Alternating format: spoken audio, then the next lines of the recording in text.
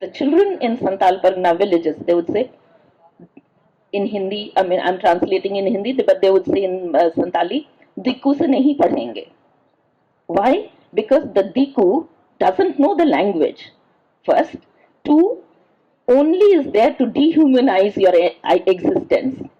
Say everything demeaning about your, from appearance to food to everything and culture. So why should Diku से क्यों पढ़ेंगे? क्योंकि वो तो पढ़ाने के लिए ही नहीं है वहाँ. नेक्स्ट हम सोनाझरिया मैम को बुलाना चाहेंगे. सोनाझरिया मैम सीधे को मुर्मू यूनिवर्सिटी का वाइस चांसलर था और ये आदिवासी का पहले वाइस चांसलर था. और मैम से हम लोग ये बात एक्सपेक्ट कर रहे हैं कि मैम का जो वाइस चांसलर था वहाँ पे कैसे था, एजुकेशन एज ए ट्राइबल लोगों का क्या सिचुएशन है, एंड बीइंग ए वुमेन क्या उसका रहा वहाँ का एक्सपीरियंस अगर शेयर करें तो बहुत अच्छा.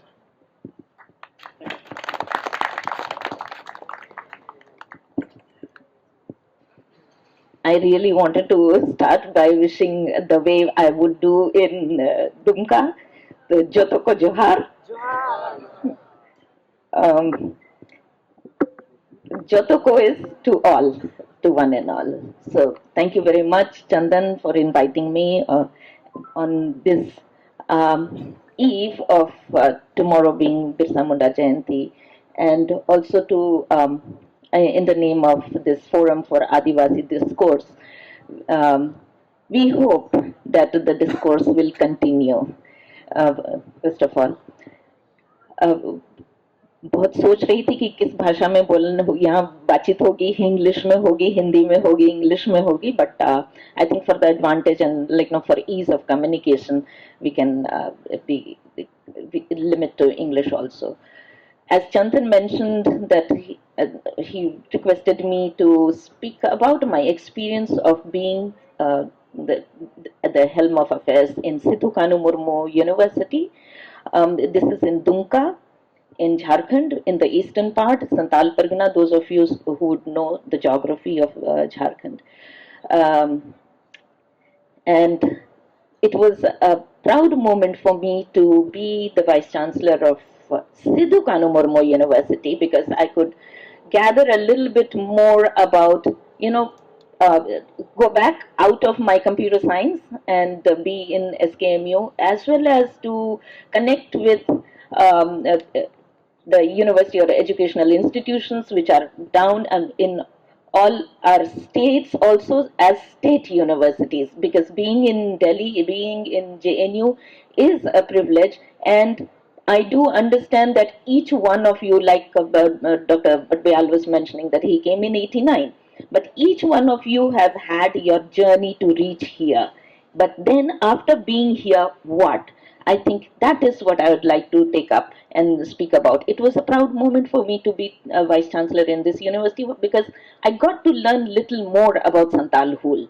And so, I mean, today as we commemorate the legacy of Birsa Munda, I think each of these icons, and it's not only in Jharkhand, I'm sure in Northeast, I'm sure in Southern India, I'm sure in each pocket of India, wherever Adivasis are, we've had our icons all the time, and some of them managed to get little bigger attention and platform. And it is also important to have some as national icons. But then if we go back in history, probably in space and time, Tilka Manji did the first effort. Then came Sidhu Kanu. They were both brothers and they had four other siblings, but there were other leaders as well who led the Santal Hul. And it is about one's own dignity and pride, and to be able to say Abua Disum and Abua Raj. That means it is for me to decide what I want to be and what I want to do. Now, to talk about that in the context of a university in a state like Jharkhand, and that too in Santal Pargana, which are the 6 districts where Santal population is much more dense than rest of Jharkhand, and probably rest of India also in other districts, because we do have Santal population also in West Bengal and Orissa. besides Nepal and Bangladesh. So, I mean, my assumption is I'm not a history student, but from what Dr. Batpial was mentioning, that they got migrated. But then I am to believe that for Santalhul, people came from the areas, regions which were also in Bangladesh, because they still celebrate Santalhul. That means their forefathers came from those regions to Dumka, that apart. So this is the kind of people we've been talking about, for whom one's own identity and pride meant so much. Because to have a say in what I want to and what I would like to do. And that, with the, I mean, we don't have to go back into history, but then the way the political system changed has really disarmed the people of the equal opportunity to write, which the rest of India, other sections of the society either have got it or enjoy it. Now, I would like to again remember Ambedkar, who said, I think, justice and rights, they cannot be just obtained, they have to be fought. And we do, Adivasis do have our icons and leaders who did fight. We can't imagine, I'm sure good number of you here are 25 plus, or just about 25. I'm more than, I mean, twice 25 plus.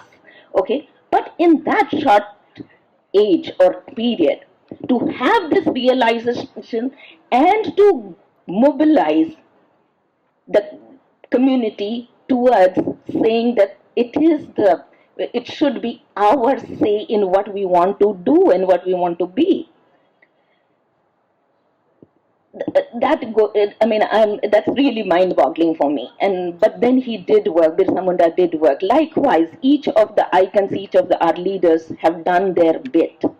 Now, when I came to SKMU and as the vice chancellor, of course, in this university, which at that time had 223 teachers and I think 100 odd non-teaching staff, student strength being nearly a lakh in the 28 colleges, and probably 33 B.Ed colleges, besides the PG department of the university having humanities faculty, social science, science, and commerce was clubbed because they didn't have too many, they didn't have teachers, so the faculty members, so it was combined in the social science. There, to my relief, in the backlog group, there were certain number of teachers, I think a total of 21 who joined in 2021 and 22 during the period I was there as a vice chancellor. And so we had certain number of ST, SC, and OBC appointees who joined the faculty. But before that, those who had been there, this university was reorganized from Bhagalpur University in 1992. And I think after that, in 96, the appointments had happened. I think there has been some kind of a 12-year jinx. So after 96, the appointments only happened in 2008. And after 2008, only in 2020. So 12 years again. And people do keep retiring. Joining appointments only happen in every 12 years. So that is by the State Service Commission, not by the university. And so this is in most of the states, I think a higher education commission or the State Service Commission does the appointments for to teaching positions in such universities. How does the education or how higher education happen in places such as Santal Pargana, a university such as Sidhu Kanu Murmu University? I I would, when it was peak, I would call myself a COVID VC because I was appointed during COVID, and probably if it was not COVID, I wouldn't have applied, I wouldn't have got appointed. So I'm truly a COVID VC. And but then when the restrictions were lifted a bit, I started traveling, and I would look at the school buildings, which were there, going from from headquarter to certain colleges, and inquiring as to what the condition of schools were, because when the admissions in 2020, yeah, we had only out of 28,000 who got admitted in the undergrad program, only 3,700 and odd took admission in science, and in commerce not even 1,000. Now, why am I sharing this data with you? What is happening in the schools in these 6 districts? That students, it's not the love for humanities and social sciences, I'm sure. These subjects are great. Being a science student, I have all that admiration for those who studies social sciences and the humanities. But I'm sure it's not the love for these subjects that, you know, only 17% of the applicants actually take admission, or 17% are join the sciences. There is no teaching of sciences in +2 level in all of these districts. Where would the students study science in order to continue to study science in the university or college? First undergrad and then to come to postgrad. Commerce, okay, sciences require labs, but commerce, now why is this pattern? That needs to be asked. Even in education, if we do not have mother tongue education getting implemented at the primary level, so that the brain develops the way it develops for others, no. We have to, at home we speak another language, and then in school there is another person who's teaching, and I thought it was a great sign of hope, because the children in Santal Pargana villages, they would say in Hindi, I mean I'm translating in Hindi, but they would say in Santali, Diku se nahi padhenge. Why? Because the Diku doesn't know the language. First, two, only is there to dehumanize your existence. Say everything demeaning about your, from appearance to food to everything and culture. So why should Diku से क्यों पढ़ेंगे? क्योंकि वो तो पढ़ाने के लिए ही नहीं है वहाँ. In fact, I'm pained. I was very, very hurt to hear this, and I want to share this. That some of the teachers who had finally struggled to be in academics and joined in 2008, they said some of their teachers who were still there in the university, when they were doing undergrad and etc., they would ask for, आज class नहीं होएगी? बोले class, हम यहाँ तुमको पढ़ाने के लिए अपॉइंट नहीं हुए हैं, पढ़ाएंगे तो तुम हमारे बराबर नहीं हो जाओगे. So this is the shameful or dark side of the schools and colleges of Adivasi areas. Where can we do Abu Adisum Abu Raj? How can we do that? From the school till the university. University is the last node in education or so-called empowerment and to get the self-esteem. Dr. Bhatbyal came from Ranchi to JNU. I took a longer route. From Ranchi, I had to go to Bangalore, to Chennai, Madras, Chennai now, and then only come to JNU. So I had a longer route to gain that confidence, to gain that capacity to be in JNU. How do we expect these children from Santal villages to even complete school? And I am very, very sure here each Adivasi student, irrespective of the state they come from, they have a story to tell. They may be the only person from their village to be who may be a first person to complete school. Maybe they are the only person who's completed college. Maybe they are the only person who's managed to come to a place like Delhi.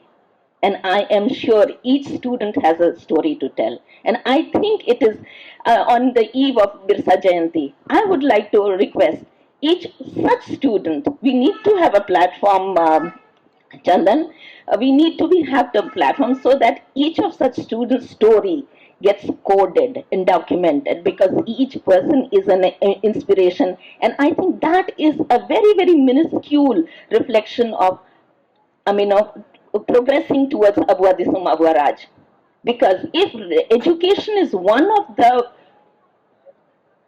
equalizers, if education can be one of the equalizers, besides good health and all, given all that the preconditions, I think it is to ensure that many be encouraged to complete class 8, many be encouraged to complete school, many be encouraged to come to college, wherever the college, maybe colleges have to go more towards the interior, but provided we have teachers who would be non for from that same similar background, so that there is no intentional, not now I would not call that discrimination for the sake of being different, but discrimination with a purpose of ensuring non-empowerment. If discrimination is used for allowing the students not to even complete school and also to progress, then what, so we do have such environment and people and agents sitting there to ensure education, the equalizer, is not implemented or in its right senses. And therefore, I think some of us who managed to come to JNU deliberate on matters, and to listen and learn to see questions and then to problematize, as Professor Khakha was mentioning. Okay, we need to see these questions, and or we need to see these situations and to feel uncomfortable about it, because not everybody is there. Like it was being said, where are the Adivasis? Probably they just retreat to the margins. Margins are, we need to see whether the margin is coming towards, if the margin is getting wider or margin is getting pushed. We also need to assess that, whether more and more people are coming into the margin, or less people are there in the margin, and therefore, like, the marginals are marginals only. And so I think such matters need to be observed. We need to see whether we get uncomfortable about it. If we get uncomfortable about it, whether one has the training of or not, I think we need to be talking about them. We need to be raising those questions, so that if not me, somebody else can problematize it. If not me, somebody else can take the matter forward. And even if 4 persons sit and talk about it, at least one of them can, it could reflect it in somebody's term paper. If we don't, if such matters do not reach our term papers, or even some minor projects or minor dissertation issues, then I think that spirit of inquiry and the willingness to stand with somebody, the solidarity, the spirit of solidarity that is needed now more than ever, I think that will also diminish, and the margins will get wider and wider. And therefore, I think my experience there, I try to put in the nutshell. To now, you would have figured out what my colleagues were like there, or the academic council or the syndicate, and so no diversity at all. I think that should speak enough. And so it was very difficult, probably cultural shock for them as well as me.